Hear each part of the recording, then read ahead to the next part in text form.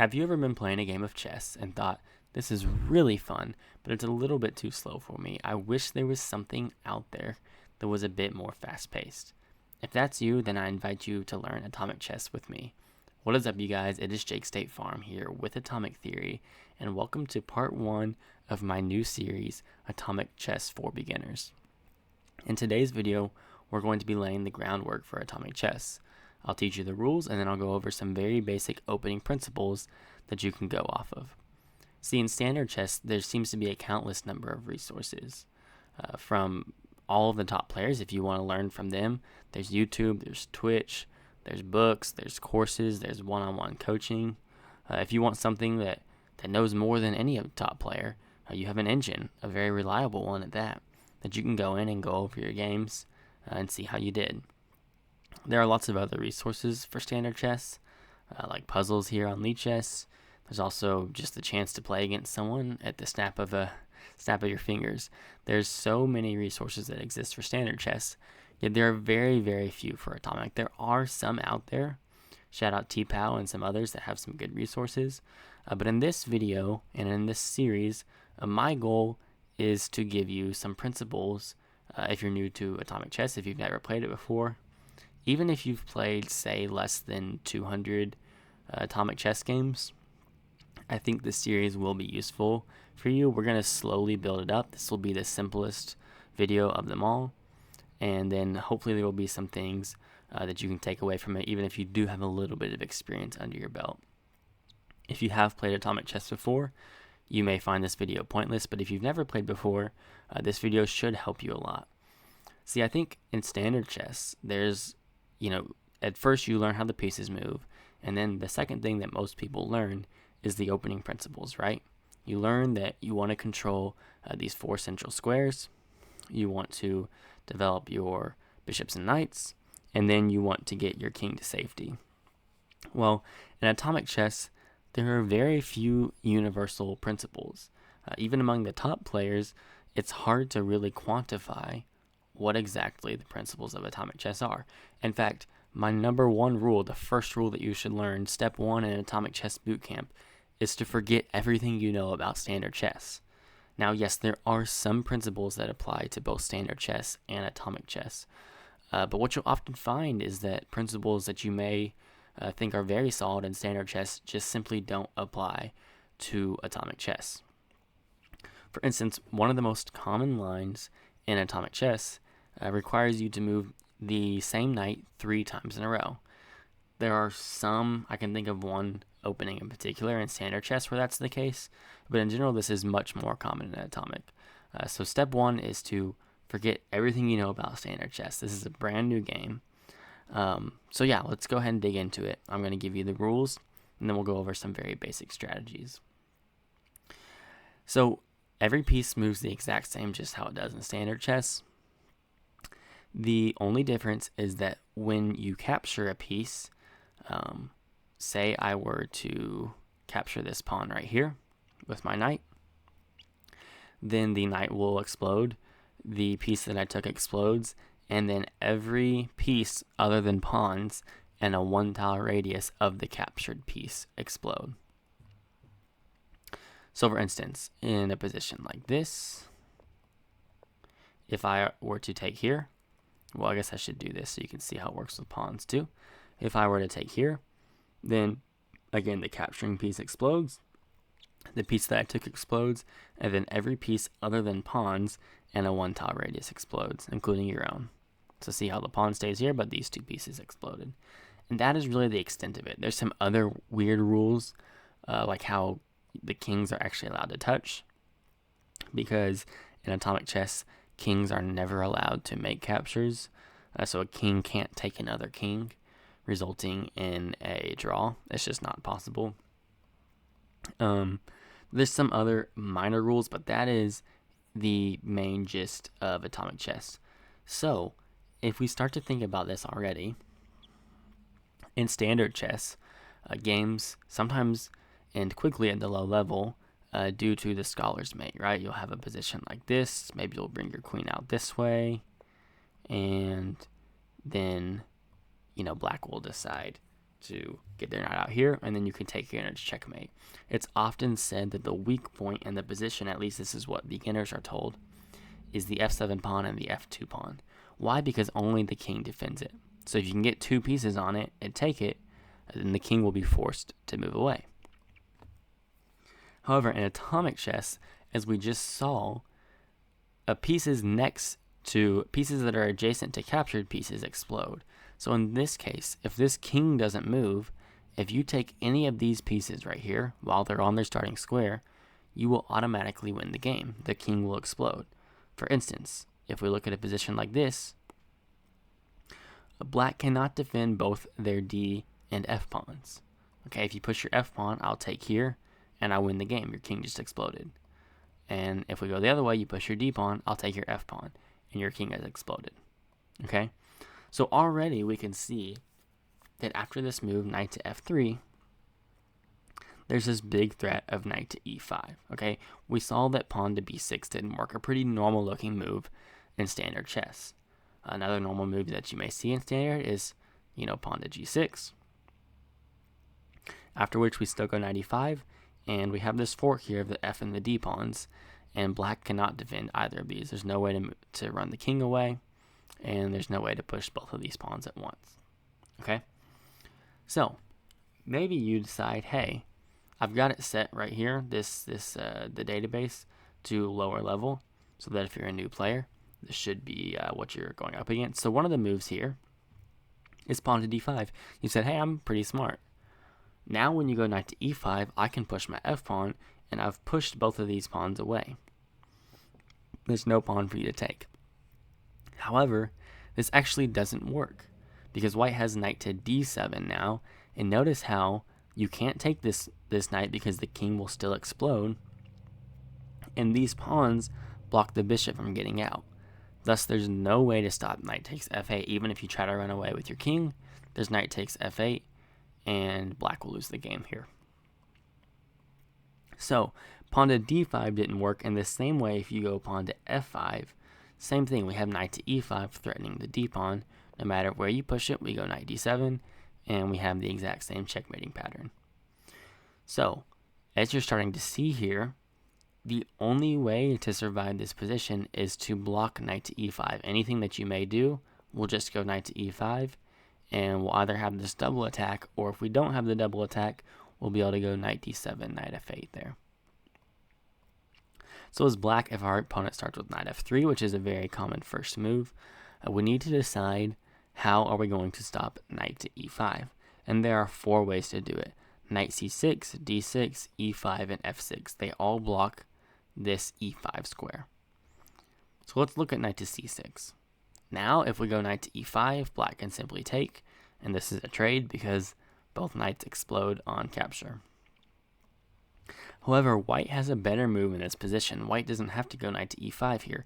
White can now go knight to g5, attacking this f7 pawn, and no matter where you push it, we have this same idea where we can go knight to f7, and we're attacking this queen. Again, this cannot be taken, because if it is taken, the king will explode. And notice how these 3 pawns and this bishop block the queen from being able to get out whatsoever. And thus there's no way to stop knight takes d8, and white will win the game here. Okay, so knight c6 doesn't work. The other 3 are d6, e5, and f6. Well, against d6, you may think it's the same thing. You may think after knight to g5 and pawn to f6, then I simply have knight to f7. But in this case, it's a little different. Because you've pushed this d pawn, there's actually a hiding square for the queen. And now there's no mate here. Yes, white can take here, but this leads into an actually interesting position. When you're just starting out, I wouldn't necessarily recommend sacking your queen on move 4. However, this is not completely lost for black. In fact, if you go over to my personal database, as black, I guess, you can see I've got quite a few games in this position, and when I play this move, knight to c6, I actually win 73% of the time. So this is not a terrible line if you know what you're doing.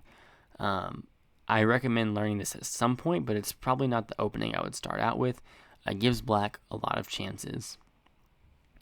One other thing that I should note about atomic chess before I continue any further is that the computer will say at the beginning that white has a huge edge. +4 is probably about right.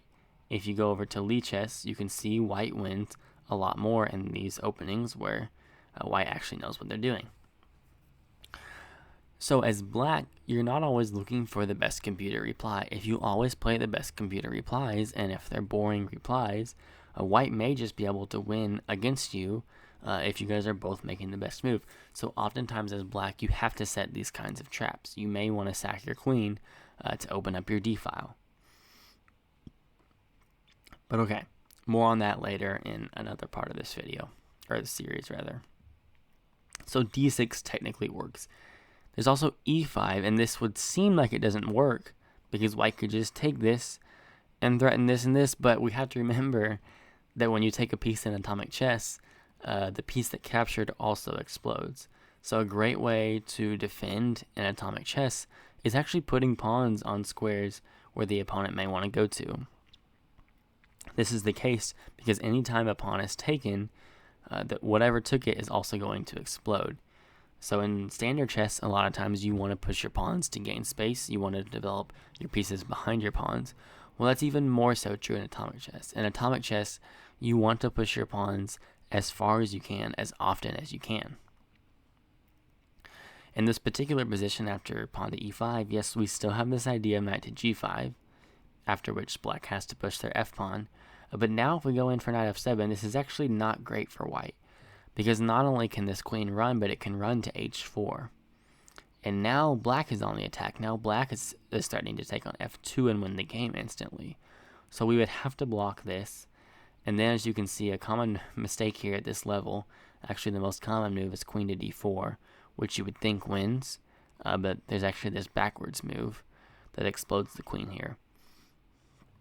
But yeah, black should just go queen c4 here, forking the e pawn and the c pawn here. No matter what, black is going to go up a lot of material. So in this position, white's still doing totally well, but they should play something like e3, d4, e4, something like that, instead of hopping in with the knight either to f7 or h7. So this move pawn to e5 is also very playable. The most common move and the most basic move, and one that you should certainly learn, is pawn to f6, just cutting off both the e5 and the g5 squares. So if you go to e5, black could take, and if you go to g5, black can also take. So for the moment, this seems to stop all of white's fun, but I'm going to pivot real quick, and then we'll come back to this position in a second. So that's knight to f3. We saw after knight f3 that white is mainly threatening knight to e5. So what's funny is black only has 3 moves to survive checkmate, to survive forced checkmate. And now you're probably seeing why I'm saying atomic chess is such a fast-paced variant. Because if you don't know one of those 3 moves, and your opponent does know that they can win, you're simply going to lose. So you need to memorize d6, e5, and f6 as your 3 ways to stop knight to f3. This is where it's hard to even really give principles for atomic chess, because it's hard to really say what the principle is when the whole goal is just to stop getting checkmated. You're so worried about getting checkmated, you're forced to play one of these 3 moves. Whereas the options are much different against pawn to e3. I said f6 was the best option against knight to f3. Well, when your opponent plays pawn to e3, they're actually threatening an early queen maneuver, which would not normally be recommended in standard chess. But in this case, e3 is actually a pretty good move. Say you go f6 again, which seems like a dubious move, white will continue with queen to h5, checking the king, and black will have to play pawn to g6. And then you have this nice double attack here, attacking the f7 and the d7 squares. And no matter what black does, let's say they push their d pawn and queen f7, again, you cannot take this queen, you've got to go king d7, and then white will simply explode the king here. And this is very common in a lot of lines here. Let's say black goes b6 again, trying to get this bishop out. Again, you've got queen h5, and this same double attack here. Another move that you may see, you can see it's pretty common here, knight to c6. Again, you've got queen h5, queen d5, and no way to stop checkmate here. So, after e3, black needs to realize that white's main threat is queen h5, queen d5 with this double attack here. So probably the best way to defend it would be to either stop the queen from coming to d5 or h5, okay? So let's say you do that. Let's say you go pawn to h5, thinking, ha, I've got him. I'm stopping the queen from coming to the h5 square. Well, this is actually still forced mate, believe it or not. Instead of going to h5 this time, we'll go to f3. And now, if black, we're threatening to take this f7 pawn. If black pushes to f6 or f5, we can play queen to d5, and we still have this double attack here. In fact, against f6, we can actually go queen f5 too, attacking this d7 pawn and threatening to come into g6 as well, which would be checkmate. So black can't push this f pawn. We'll just go queen d5, and there's no way to stop this same threat here. Instead of going from h5, we're just going from f3, but we're still landing on the d5 square. However, black has an extra resource here. Black can play knight to f6, which blocks this d5 square and also blocks a lot of squares like e4 and g4. While in this position, white actually has a nice resource. White can play this move knight to h3. And the point is, if you play a move like, say, knight to c6, I can continue with knight to g5, and there's no way to stop knight to f7, considering this knight is blocking the pawn from getting pushed. Of course, you can never move this knight because it's pinned against this pawn. Even if you try something like pawn to d5, we still have knight g5, and if the king tries to run, this nice little move, knight to e6. Again, you can't take it because the king will explode here, and now I'm threatening to take both of these pieces, and there's no way for black to survive this.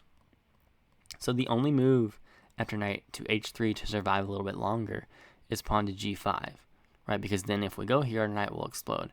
However, in this position, we can simply just go knight takes g5. And now this is transposed. After this f-pawn is pushed, we already saw that we have this idea of queen to d5 with this double attack here. So pawn to h5, in a weird way, doesn't actually work to stop this idea because we'll just go to f3 instead.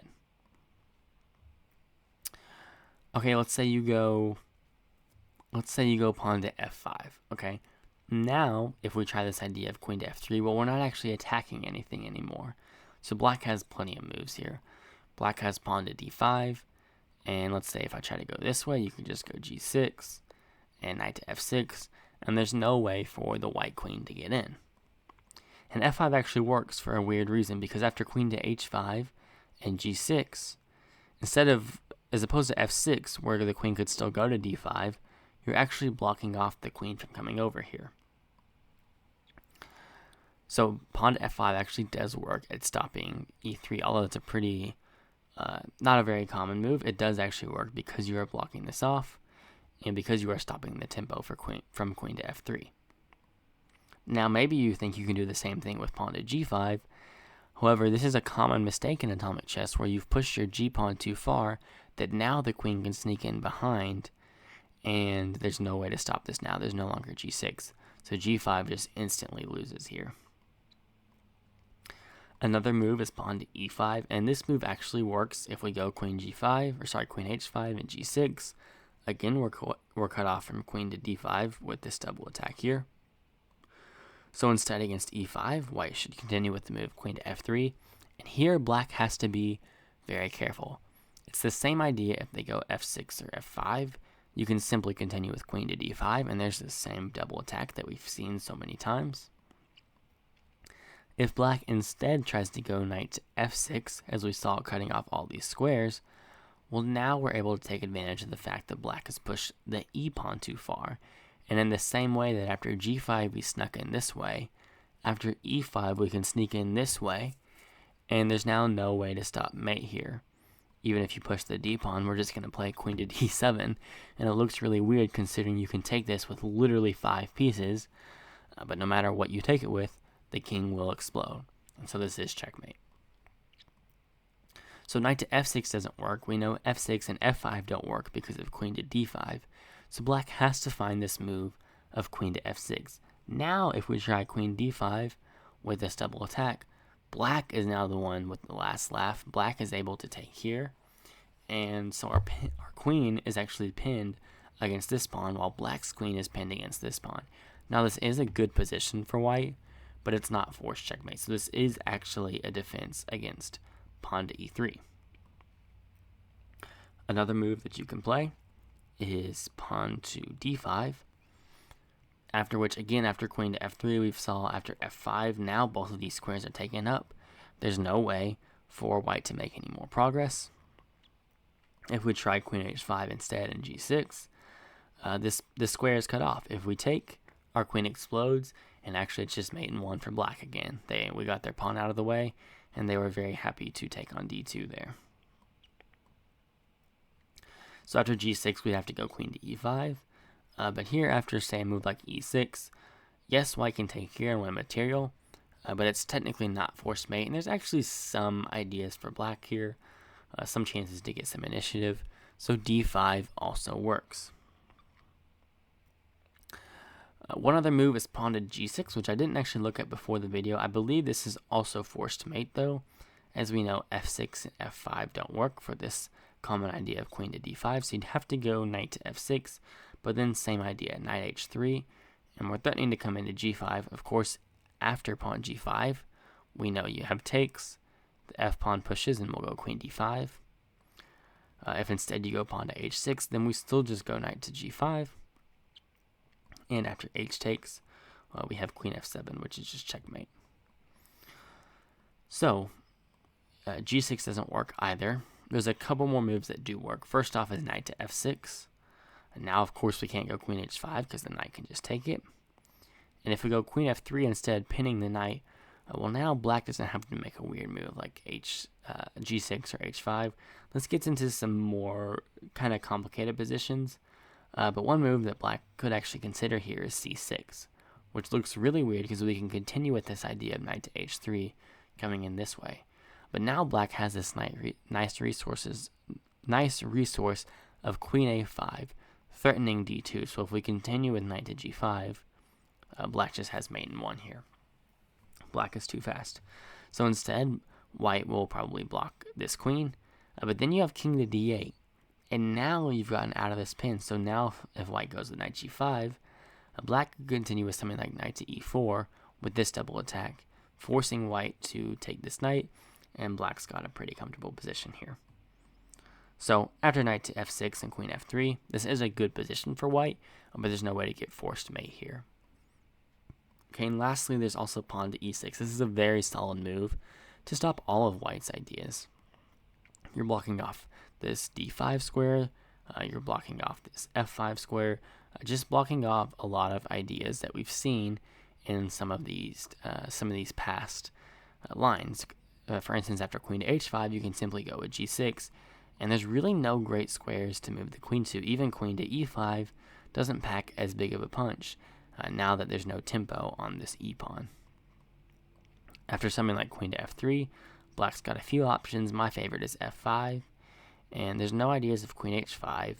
If you try to come this way, the queens will just get traded off, and black is perfectly happy here. White's lost the majority of their advantage. So e6 is probably considered the best defense, but as we saw, black has multiple lines. There's actually one other one that I forgot about, this weird move c6. I wouldn't really recommend it, but it does technically block off this d5 square. So after h5, g6, and then queen e5, again you have to go e6 and queen c7, and yes, white's going to go with a bunch of material, but again, technically not forced mate. So we know c6 works. I actually didn't go over this one either. d6 also technically works, just blocking the queen from being able to come here. c6, d6, d5, e6, e5, knight f6, and f5. So it looks like 1, 2, 3, 4, 5, 6, 7 different moves that work against e3, and everything else is forced checkmate. So I hope this has helped you see that as the white side, knight f3, e3, there's certainly other moves, but those are two common moves that put black in a pretty big bind. It makes it pretty difficult right off the bat for black to defend all of your ideas. Also, as black, if you see these moves, I'm just laying the groundwork for what openings are in atomic chess. You have to play a bunch of games before you learn more ideas, and this isn't going to be enough to really win right off the bat, but I hope that it helps you at least start to get an idea of what some of the main ideas in atomic chess are. There's some other stuff that we could go over, like after the move pawn to e4, which you may see at your level. You could consider this move e5, but this is actually forced mate in a funny way. It's after queen to h5 and g6. There's this nice move queen to h3 attacking here, and the only way to stop it is pawn to f5, but then we can take, and we're still threatening this move queen to d7. If you try to move your king away, then there's just something like queen to e6, and there's no way for the black king to get out of this.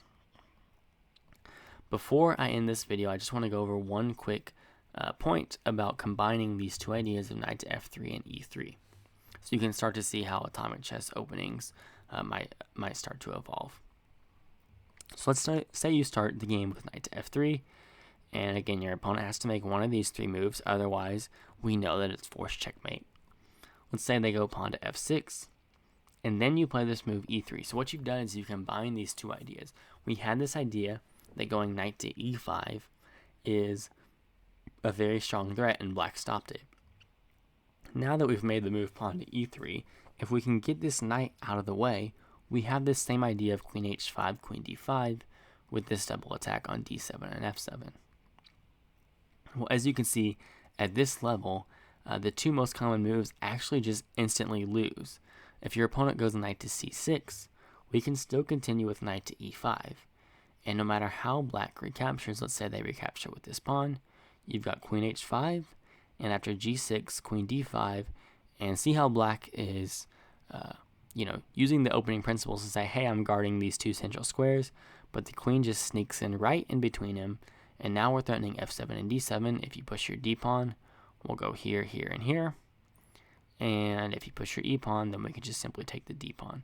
So this is forced checkmate after the move knight to c6. Of course, black can't play d5 either, because we've seen this idea. There's knight d7. You can't take the knight or the king explodes, and then we've got knight f8 coming. No way to stop it with these pawns here blocking the bishop. So that's knight to c6, and after knight h6, it's the exact same thing. We would just go knight to e5, and after f takes, you've got queen h5, g6, and actually two ways to win this now. There's this move queen g5, and since the knight's already committed to h6, there's no way to block this threat here. But just to stay simple, queen d5 is fine enough, and again we have this double threat of d7 and f7. So that's just a little glimpse into atomic chess openings. As you can see at this level, these are the two most common moves. They make up for 39% of games. So even if just knowing this little bit, if you start to play players at this rating range, it's very possible that you also could start to win a lot of atomic chess games just in the opening. Of course, as black, I'd recommend a move like e6, and now black has kind of stopped both of our threats.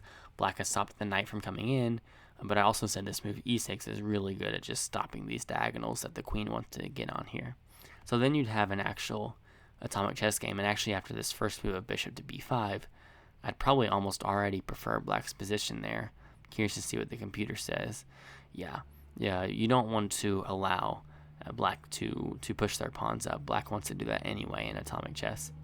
But all that's for another video. I hope you've learned something from this video. I plan to make many more videos in this series, but I hope you've learned something. I hope you join the community. We've got a community on Discord, community on Lichess that is very welcoming and open to new players. And always feel free to message me on Lichess at Jake State Farm, and I'll be happy to help you with any questions that you have. That's going to do it for today's video. I do hope that you've learned something, and I hope that you enjoyed it. I appreciate you guys' support, and I will see you all in the next one. Peace out.